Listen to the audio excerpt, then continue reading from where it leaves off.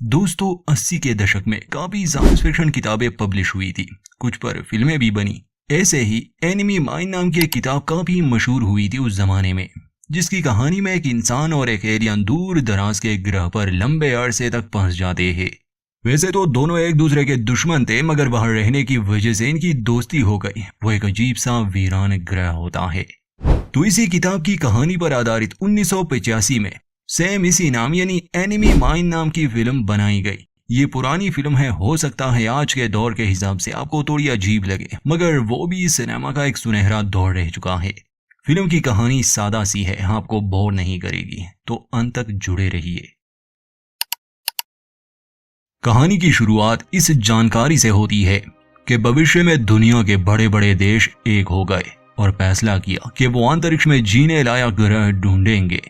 इससे अंतरिक्ष यात्रा में विकास होने लगा और इंसान पृथ्वी से और ग्रहों पर भी चले गए। मगर फिर उन्हें मालूम हुआ कि अपनी आकाश गंगा में वो इकलौते अक्लमंद प्रजाति नहीं है, बल्कि एक एलियन सभ्यता भी है जो उन्हीं की तरह जीने लायक ग्रहों को ढूंढ रही है। ये एलियन प्रजाति रेप्टाइल्स की तरह थी। इन्हें ड्रैक्स कहा जाता था। इंसानों और ड्रैक्स के बीच अंतरिक्ष में एक जंग शुरू हो गई जो एक लंबे अरसे तक चली। इंसानों के विशाल स्टेशन अंतरिक्ष में ही होते जो किसी चौकियों की तरह काम करते। ऐसे ही एक स्टेशन पर ड्रैक्स का हमला होता है। उनसे लड़ने के लिए कुछ सैनिक अपने जंगी जहाजों में बैठकर उनका मुकाबला करते हैं। इन्हीं में से एक कहानी का मुखिया किरदार है जिसका नाम है डेविड। डेविड उनके एक यान को नष्ट कर देता है, मगर उनकी टेक्नोलॉजी भी कोई कम नहीं थी। वो भी इनके एक यान को नष्ट करने में सफल रहे। गुस्से में आकर डेविड उनका पीछा करता है और ये दोनों काफी दूर निकल आते हैं। वो उस एलियन यान को शूट तो कर देता है, मगर जल्दबाजी में वो एक नामालूम ग्रह के गुरुत्वाकर्षण में फंस चुका था। क्रैश लैंडिंग के समय डेविड ने देखा कि वो एलियन अब भी जिंदा है। वो एक कैप्सूल के सहारे उस यान से निकल गया। डेविड अब कुछ नहीं कर सकता था और उसका अपना यान भी उस ग्रह पर क्रैश हो गया। इस हादसे के कारण डेविड का साथी भी मारा गया। ये एक वीरान और बंजर ग्रह था। मदद बुलाने के लिए डेविड के पास अब कुछ नहीं था। सारे यंत्र नष्ट हो चुके थे। वो इधर उधर भटकता रहा। फिर उसे दिखा ड्रैक के जहाज का मलबा, जिससे डेविड समझ गया कि ड्रैक अब भी जिंदा है और वो पास में ही होगा। अपने साथी को दफनाने के बाद वो उसी दिशा में जाने लगा। वहां पहुंचकर सबसे पहले तो डेविड को उस एलियन का नष्ट अंतरिक्ष यान मिला। उसने देखा कि यान में किसी खास किस्म का लिक्विड है जो आग पकड़ सकता है। फिर वो ड्रैक सैनिक की तलाश करने लगा। ड्रैक उसे मिला एक तालाब के करीब। वो पानी में तैर रहा था। उसका वो कैप्सूल सही सलामत लैंड हुआ था। डेविड के लिए ये एक दुश्मन था, इसलिए वो उसे मारने की कोशिश करता है, मगर सही निशाना लगाने के लिए जब वो नीचे उतर रहा था तब उसका पैर फिसल जाता है और उसके हाथ से वो गन गिर गई। डेविड तुरंत चुप गया और ड्रैक चौकन्ना हो गया। डेविड रात तक वही इंतजार करता है। अब उसके पास एक चाकू था। मौका मिलते ही वो ड्रैक को मार देगा, यही उसका प्लान था। डेविड देखता है कि ड्रैक अपने कैप्सूल से खाने की कुछ चीजें लेता है। वो हरे रंग का कुछ था। फिर अचानक से तेज बारिश शुरू हो गई। ड्रैक वापस से पानी में चला गया और डेविड को मौका मिल गया, इसलिए वो उसके यान से वो फ्यूल ले लेता है और उसे तालाब में बहाकर उसमें आग लगा देता है। वो खुशी से चिल्ला रहा था कि उसने अपने दुश्मन को मार डाला। डेविड को बहुत भूख लगी थी, इसलिए वो ड्रैक के कैप्सूल से खाना लेना चाहता था, मगर उसे बिजली के झटके खाने पड़े और ड्रैक को भी कुछ नहीं हुआ था, क्योंकि उसकी चमड़ी इंसानों की तरह नहीं। मामूली आग से उसे कुछ नहीं होने वाला था। वो बिल्कुल ठीक था। पानी से निकलने के बाद वो डेविड के हाथ पैर बांध देता है। होश में आने के बाद डेविड उस ड्रैक एलियन से बात करना चाहता था, मगर उसकी भाषा बहुत अलग थी। वैसे तो दोनों ही एक दूसरे को मारना चाहते थे, मगर डेविड को बहुत भूख लगी थी, इसलिए वो ड्रैक से खाना मांगता है। ड्रैक को उसकी भाषा थोड़ी बहुत समझ आती थी। वो अपने खाने से डेविड को नहीं देता, मगर वहां एक एलियन कीड़ा उसे खाने के लिए जरूर देता है। मजबूरन डेविड को वो खाना पड़ा, क्योंकि अगर वो ऐसा ना करता तो भूख से ही मर जाता। उसी रात मेटियोर्स की बारिश हुई। तालाब के पास ही एक गुफा थी। ड्रैक डेविड को मारने के लिए नहीं छोड़ता। वो उसके पैरों की रस्सी काट देता है और दोनों गुफा में चुभ गए, मगर डेविड ने बाद में अपने हाथों की रस्सी भी काट दी थी। उस समय ड्रैक सो रहा था। डेविड उसे मारना चाहता था, मगर वो उसकी जान बख्श देता है, क्योंकि ये उसे सही नहीं लगा। मेटियोर्स की वो बारिश रुक चुकी थी। डेविड को भूख भी बहुत लगी थी, इसलिए वो बाहर आया। कैप्सूल का सिस्टम खराब हो चुका था। जैसे ही वो उन हरे रंग की चीजों को खाने लगा, ड्रैक हथियार लिए उसे पकड़ लेता है, मगर डेविड उसे समझाता है कि यह ग्रह सुरक्षित नहीं है, हम खुले में है इसलिए हमें कोई पनाहगाह ढूंढनी होगी। ये गुफा ज्यादा दिन तक टिकने वाली नहीं। यहाँ आते समय मैंने एक जंगल को देखा था, हमें वहां जाना चाहिए वरना हम दोनों ही मारे जाएंगे। ड्रैक उसकी बात समझ गया, मगर वो किसी इंसान पर भरोसा नहीं करने वाला था, इसलिए कुछ जरूरी सामान उसे देकर ये जंगल की तरफ जाने लगे। इस ग्रह पर कुछ जीव भी थे, कुछ रेंगने वाले और कुछ शिकारी। शिकारी जीव एक गड्ढा खोदकर शिकार का इंतजार करते। शेल वाले ये जानवर उन गड्ढों में पहुंच जाते और फिर इनका शिकार किया जाता। ये शेल वाले जानवर आगे डेविड और ड्रैक के काफी काम आने वाले हैं। अब एक समय ऐसा आता है जहां ड्रैक को डेविड पर भरोसा करना ही पड़ा, इसलिए वो अपना हथियार अपने पास ही रख देता है। डेविड वहां के पत्थरों और लकड़ियों से शेल्टर बनाने की कोशिश करता है, मगर वो सॉलिड नहीं था। पूरा दिन उस पर मेहनत करने के बाद भी वो गिर गया, जिस पर ड्रैक उसका मजाक उड़ाता है। ये दोनों अब बुरे फंसे थे। मेटियोर की बारिश हुई तो ये मारे जाएंगे।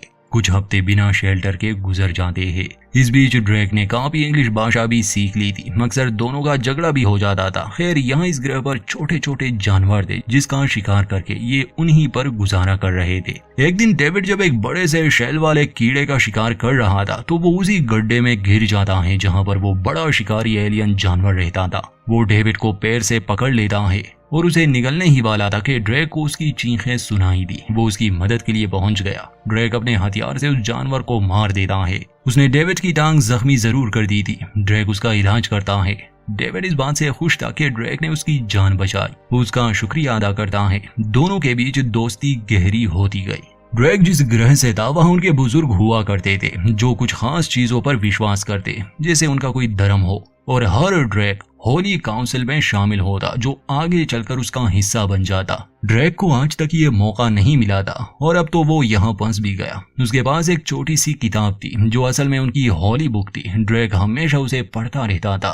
फिर एक दिन डेविड को ख्याल आया कि यहाँ उन रेंगते हुए जानवरों के बहुत से शेल है। असल में ये शेल वो शिकारी जानवर फेंक देते हैं। ये कवच इतने मजबूत थे कि मेटियोर्स का भी इस पर कोई असर नहीं हो रहा था। डेविड इसी से अपने लिए एक मजबूत शेल्टर बनाता है, एक सुरक्षित जगह। एक दिन ड्रैक अपना वो होली बुक डेविड को तोहफे में दे देता है। धीरे धीरे अब डेविड भी उनकी भाषा सीखने लगा जो काफी अजीब थी। समय बीतता गया और ये दोनों यहाँ फंसे थे। एक दिन जब ये जंगल से बाहर आए तो अचानक से मेटियोर की बारिश शुरू होने लगी। ये दोनों शेल्टर की तरफ भागते हैं, मगर ड्रैक बार बार गिर रहा था। डेविड को उसकी मदद करनी पड़ी। दोनों बच तो गए, मगर डेविड का उससे झगड़ा हो जाता है कि वो आलसी है, बेकार है। यहाँ तक कि वो एक दूसरे को मारने पर उतर आए, मगर फिर वो रुक जाते हैं। यहाँ का अकेलापन दोनों को पागल बना रहा था, इसलिए डेविड फैसला करता है कि उन्हें यहाँ से निकलने का कोई रास्ता ढूंढना ही होगा, वरना वो अकेले ही मर जाएंगे। मगर ड्रैक जाने के लिए तैयार नहीं था। वो यहीं रह जाता है। उसने डेविड को वजह तो नहीं बताई कि वो क्यों जाना नहीं चाहता, मगर जाते जाते डेविड कहता है कि मैं तुम्हारे लिए वापस जरूर आऊंगा। यहाँ इन्हें 1 साल से भी ज्यादा का समय हो चुका था। ड्रैक पूछता है कि अगर तुम वापस नहीं आए तो? इस पर डेविड कहता है कि फिर समझ जाना कि मैं मर गया हूँ अकेला। डेविड कई दिनों तक सफर करता है, यहाँ तक इस ग्रह का मौसम भी बदल गया। सर्दियाँ शुरू हो गई। फिर एक दिन जब वो घाटी से गुजर रहा था तो उसे वहाँ इंसानों का कुछ सामान मिला, जिसे देखकर वो बहुत खुश था कि यहाँ जरूर आसपास इंसान होंगे जो उन्हें बचा लेंगे। मगर फिर उसे मिली एक ड्रैक एलियन की खोपड़ी। असलियत ये थी कि यहाँ इस ग्रह पर इंसान तो थे, मगर वो स्कैवेंजर्स थे। मतलब वो यहाँ पर माइनिंग करते थे, किसी सरकार के साथ वो जुड़े नहीं थे, और ड्रैक जैसी एलियन नस्ल को वो अपना गुलाम बनाकर उनसे काम लेते थे। डेविड एक इंसान था, ये लोग उसे तो बचा लेते, मगर वो ड्रैक को अकेला नहीं छोड़ना चाहता था, इसलिए वो वापस आ गया। मगर उसने ड्रैक को सच नहीं बताया कि इस ग्रह पर असल में स्कैवेंजर्स है। ये जानकर डेविड को बहुत हैरानी हुई कि असल में ड्रैक प्रेग्नेंट है। वो इसलिए क्योंकि ये एलियन प्रजाति मेल और फीमेल दोनों ही होते हैं। समय आने पर ये खुद से ही प्रेग्नेंट हो जाते हैं और अपने जैसे एक बच्चे को जन्म देते हैं।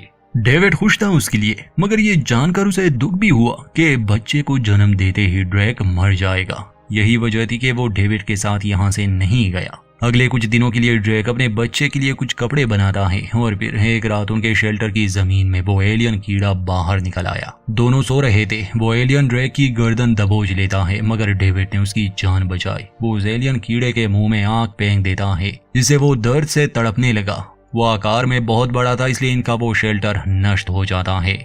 अब ये दोनों किसी नए घर की तलाश में पहाड़ों की तरफ चले गए जहां ये गुफा में पनाह ले सके। अपने आखिरी समय में ड्रेक और डेविड बच्चे का नाम सोच लेते हैं। अगर बच्चा हुआ तो उसका नाम जेमस होगा। ड्रेक डेविड से कहता है कि अगर तुम कभी इस ग्रह से निकले तो जेमस को मेरे होम प्लेनेट पर जरूर ले जाना, क्योंकि जो मुझे ना मिल सका वो सब उसे जरूर मिले। इसके 2 दिन बाद ड्रेक बच्चे को जन्म देता है, मगर खुद उसकी मौत हो गई, जिससे डेविड बहुत दुखी था। खैर वो उस बच्चे यानी जेमस का बहुत ख्याल रखता है, उसे पाल पोस कर बड़ा करता है। डेविड ने उससे कोई बात राज नहीं रखी। जेमस हमेशा अपने अलग होने पर सवाल उठाता, जैसे डेविड की 5 उंगलियां थी और जेमस की 3। इस पर डेविड उसे समझाता है कि वो दोनों अलग अलग प्रजातियां हैं। ये दोनों गुफाओं में रहते थे।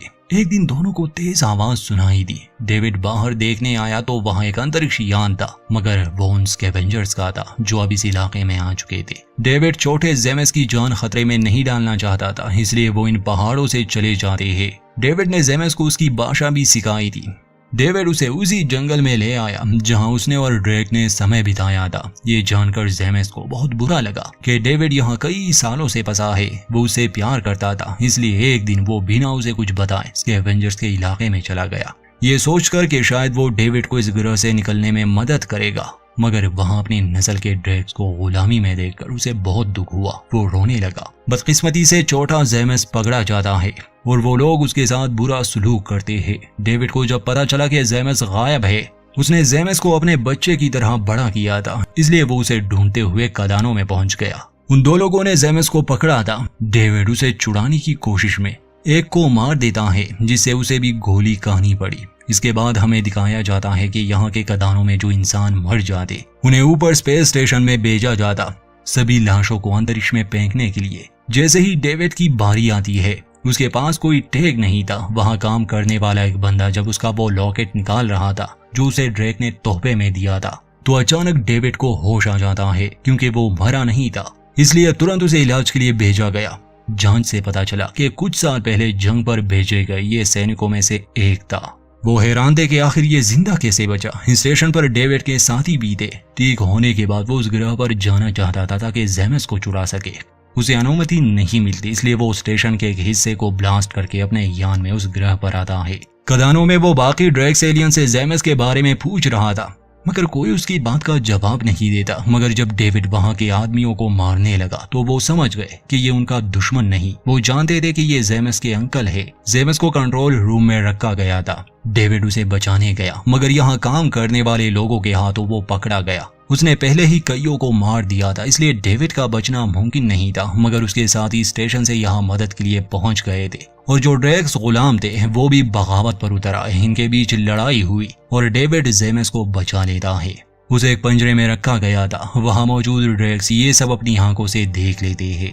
आगे चलकर इंसानों और ड्रैक्स के बीच शांति की शुरुआत होती है, क्योंकि इनका लड़ना बेमतलब है। अंतरिक्ष कितना बड़ा है, अनगिनत ग्रह है। अंत में डेविड जेमस को ड्रैक्स के होम प्लेनेट पर ले आता है, जहां होली काउंसिल उनका स्वागत करता है। डेविड ने अपनी दोस्त की आखिरी ख्वाहिश पूरी की और इसी के साथ इस फिल्म का अंत होता है। तो दोस्तों ये थी 1985 की द एनिमी माइन नाम की फिल्म। उम्मीद करते हैं इसकी कहानी और हमारी एक्सप्लेनेशन आपको पसंद आई होगी। तो लाइक करना ना भूले, सब्सक्राइब जरूर कर दे। मिलते हैं किसी और कहानी में।